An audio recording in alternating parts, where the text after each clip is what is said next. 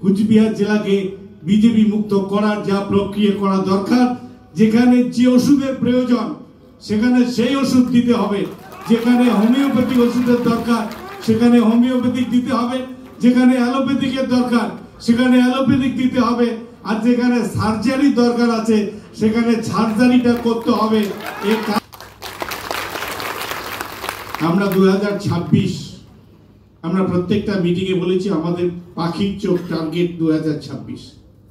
আমরা বিজেপি মুক্ত কুচবিহার করতে চাই। তার জন্য এখন থেকে প্রত্যেকটা বুথ ধরে ধরে আমাদের সংগঠনের কোথায় ঘাটতি ছিল, কোন অঞ্চলে আমরা হেরেছি, সব অঞ্চলে আমরা জয়ী হইনি, কিছু অঞ্চলে আমাদের অনেক ভালো রেজাল্ট করেছে, কিছু অঞ্চলে আমরা হেরে গেছি। কেন হেরে গেছি? আমাদের নিজেদের মধ্যে বসা উচিত, নিজেদের মধ্যে পর্যালোচনা করা উচিত।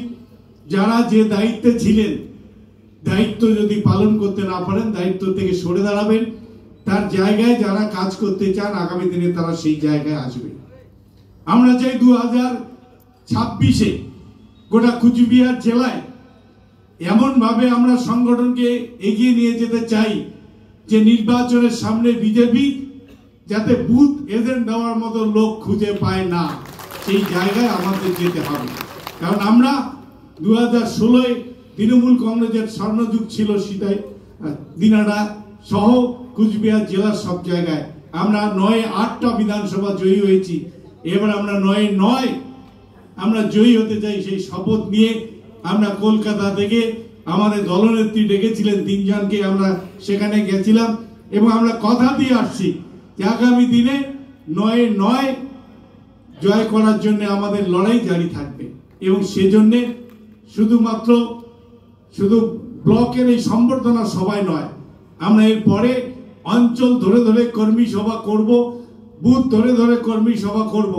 অর্থাৎ প্রত্যেকটা সভা থেকে একটাই আওয়াজ উঠবে যে কুচবিহার জেলাকে বিজেপি মুক্ত করার যা প্রক্রিয়া করা দরকার, যেখানে যে ওষুধের প্রয়োজন সেখানে সেই ওষুধ দিতে হবে, যেখানে হোমিওপ্যাথিক ওষুধের দরকার সেখানে হোমিওপ্যাথিক দিতে হবে, যেখানে অ্যালোপ্যাথিকের দরকার সেখানে অ্যালোপ্যাথিক দিতে হবে, আর যেখানে সার্জারি দরকার আছে সেখানে সার্জারিটা করতে হবে। এই কাজটা আমাদের সুস্থ মাথায় মনে রাখতে হবে। 2026 আমরা এই কুচবিহার জেলাকে বিজেপি মুক্ত করতে চাই। আজকে এই আহ্বান আমি আপনাদের কাছে রাখছি। অনেকক্ষণ ধরে আপনারা ছিলেন, আছেন এবং আগামী দিন যাতে আমরা সবাই মিলে আরো জোরদার সংগঠন তৈরি করতে পারি, যেখানে দল আমাকে যেভাবে ব্যবহার করবে, যে দায়িত্ব দেবে আমি সে দায়িত্ব পালন করার জন্য আমি দৃঢ় প্রতিজ্ঞ। যে কথাটা উদয়নদা বললেন, আমি সহজে কখনো ঘাবড়াই না। অনেক লড়াইতে সামনে থেকে লড়াই করার অভিজ্ঞতা আমার আছে। তাই যত বিপদ হোক, বিপদের